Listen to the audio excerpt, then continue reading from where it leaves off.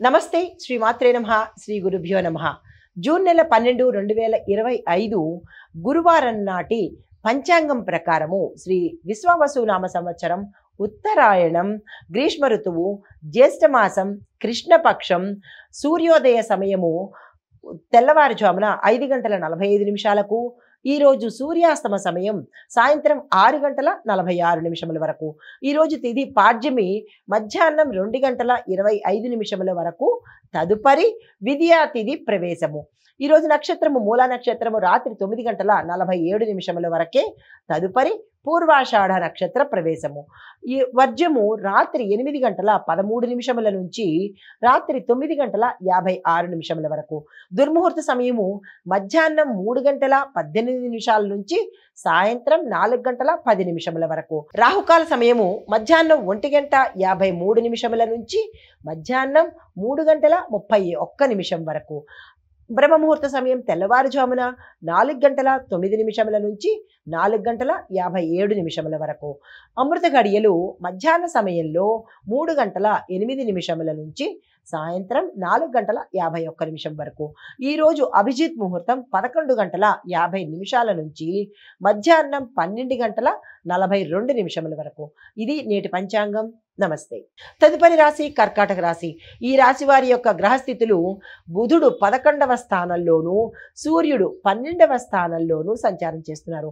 అయితే ఈ సంచార ఫలితాలు ఎలా ఉంటున్నాయంటే లాభాలు కనబడుతున్నాయి. లాభాలు అంటే వస్తుపరంగా ధనపరంగా కార్యపరంగా ఏ రంగంలో ఉన్న వాళ్ళకైనా సరే లాభాలు గోచరిస్తున్నాయి. దీంతో పాటు స్నేహితుల యొక్క సహాయ సహకారాలు గతంలో అడిగినా చెయ్యని వాళ్ళు ఇప్పుడు చేసేందుకు వారి ముందుకు వచ్చేందుకు అవకాశాలు కనబడుతున్నాయి. దీంతో పాటు కుటుంబంలో శాంతి నెలకొనే అవకాశము, మీరు అనుకున్న కార్యము జయము సిద్ధించే అవకాశాలు కూడా ఈరోజు కనబడుతున్నాయి. దానికి సంబంధించిన ప్రయత్నాలు తీసుకోండి. అయితే మీకు చెప్పదగిన పరిహారము గురువారం రోజు అంటే ఈరోజు మీరు గురు సంబంధిత ఆలయాలను దర్శించడం కానీ గురుగ్రహ మంత్రం చెప్పించడం కానీ శక్తి ఉన్నవాళ్ళు గురుగ్రహ శాంతి చేయించుకున్నట్టయితే కనుక సానుకూలమైన ఫలితాలు పొందుతారు. తదుపరి రాశి సింహరాశి. ఈ రాశిలో ఉండే వారి యొక్క గ్రహస్థితి బుధుడు 10వ స్థానంలోను సూర్యుడు 11వ స్థానంలోను సంచారం చేస్తున్నారు. అయితే ఈ సంచార ఫలితాలు ఉద్యోగంలో ప్రోత్సాహము అంటే మిమ్మల్ని గుర్తించడము మీకు సపోర్ట్ చేయడము ఇలాంటివన్నీ గోచరిస్తున్నాయి. ఉద్యోగస్తులకు అంటే ఉద్యోగం రాని వాళ్ళకి ఉద్యోగాలు రావడము, ఉద్యోగంలో ఉన్న వాళ్ళకి ప్రమోషన్స్ రావడము, ప్యాకేజీలు పెరగడము, ఏరియర్స్ రావడము ఇలాంటి లాభాలు గోచరిస్తున్నాయి. కానీ ఇక్కడ ఉద్యోగస్తులకు మినహా మిగతా వారికి అంత అనుకూలంగా లేదు. మిశ్రమ ఫలితాలు గోచరిస్తున్నాయి.